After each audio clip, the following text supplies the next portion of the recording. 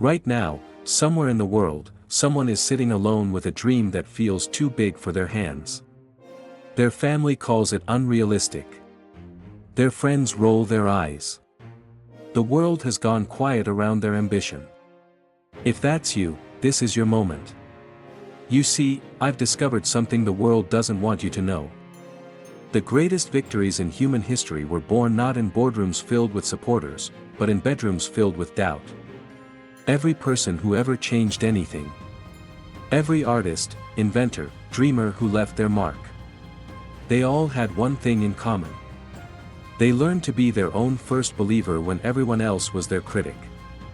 I want to tell you about Raven. She spent 3 years writing rejection letters. 412 of them, before someone finally said yes to her manuscript. Her husband asked her to quit.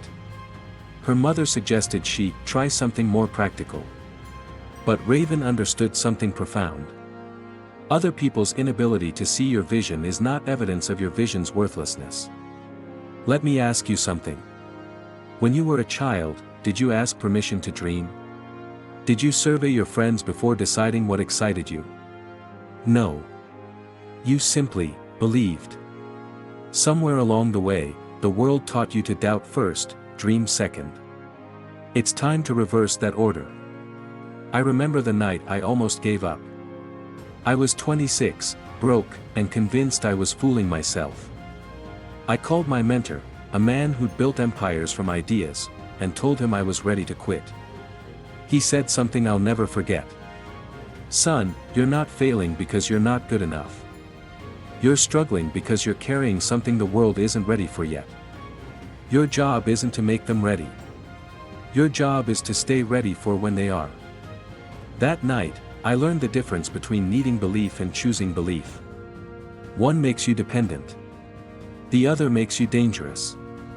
Here's what they don't teach you about belief. It's not a feeling, it's a practice. It's not something you have or don't have. It's something you do. Every single day. Especially on the days when doing it feels impossible. When Van Gogh painted, he sold one painting in his lifetime. One. But he painted 869 more anyway. Not because the world believed in him, but because he believed in what wanted to be born through him. When Edison's colleagues called him a failure after 1,000 unsuccessful attempts at the light bulb, he replied, "I haven't failed. I've found 1,000 ways that don't work." You think you need permission to pursue your dreams. You think you need consensus.